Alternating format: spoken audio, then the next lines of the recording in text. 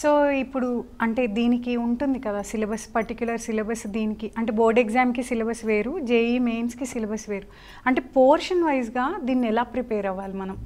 Board ఎగ్జామ్కి separate syllabus ఉంటుంది, JEE మెయిన్స్కి దాని పోర్షన్ కొంచెం ఎక్కువగా ఉంటుంది, అంటే ఇన్డెప్త్గా ఉంటుంది సబ్జెక్ట్. సో మనం దీన్ని ఎలా ప్లాన్ చేసుకోవాలి సార్?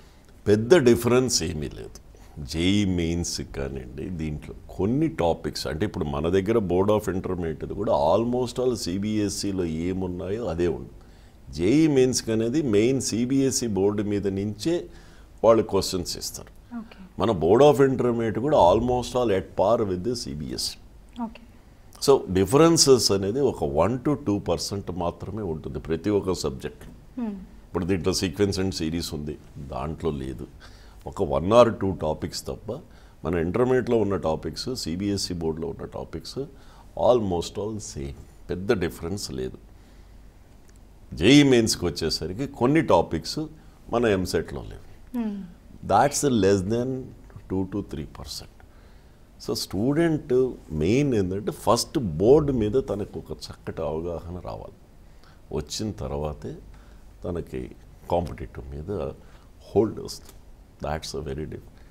ఓకే. సో ఇప్పుడు చాలామంది స్టూడెంట్స్ ఆన్సర్స్ ప్రిపేర్ అవ్వడానికి మీరు చెప్పినట్టుగా ఏఐ, చాట్ జీపీటీ వాడుతున్నారు. సో ఎలా అంటే ఇప్పుడు అంటే వాళ్ళ బుక్లో ఉన్న ఆన్సర్ వేరే రకంగా ఉంటుంది, మీరు చెప్పినట్టు చాట్ జీపీటీ ఇచ్చే ఆన్సర్ వేరే రకంగా ఉంటుంది.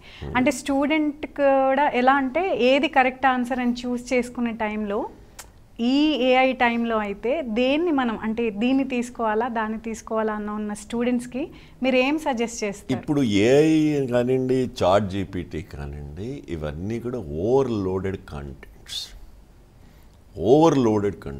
మీరు ఒక టాపిక్ ఏఐ కానీ జీపీటీలో కానీ కొడితే, చాట్ జీపీటీలో కొడితే మీకు అనుకున్న దానికంటే కూడా ఎక్కువ కంటెంట్ వస్తుంది. దాన్నే ఓవర్లోడెడ్ కంటెంట్. దాంట్లో ఫోకస్ చేసి మనకి ఏమి కావాలి అదే మనం తీసుకోవాలి. We should not go on doing research.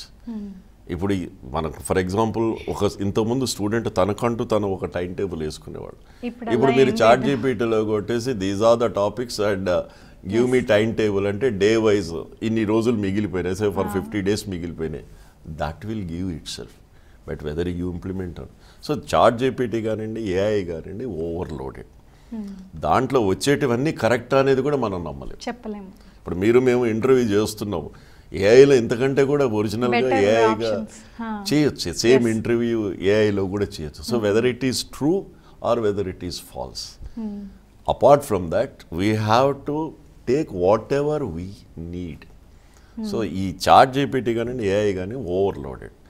అది పిల్లలకి ఇన్ఫర్మేటివ్గా ఉంటుంది కానీ సబ్జెక్ట్ పాయింట్ ఆఫ్ వ్యూలో, ఎగ్జామినేషన్ పాయింట్ ఆఫ్ వ్యూలో ఎంతవరకు మనకు పనికి వస్తుంది అంతవరకు తను తీసుకునే తెలివి, తీసుకునే ఇంటెలిజెన్స్ స్టూడెంట్కి ఉండాలి. Should not depend completely on AI. ఇది నేను నాకు మీకు చెప్పినట్టు బ్లాక్ హోల్స్ మీద మీరు చదువుతూ పోతే 10 గంటలు కాదు 20 గంటలు కూడా చూసుకోవచ్చు. మనకి ఎంతవరకు కావాలి, అసలు బ్లాక్ హోల్స్ ఉన్నాయా లేవా. ఇప్పుడు తర్వాత ఒక 10 ఏళ్ళు కూడా బ్లాక్ హోల్స్ మీద రీసెర్చ్ చేసుకుంటూ ఉండొచ్చు. Main overloaded. ఇవన్నీ కూడా ఓవర్లోడెడ్. స్టూడెంట్ ఫోకస్గా ఉంటే చాలు. ఓకే.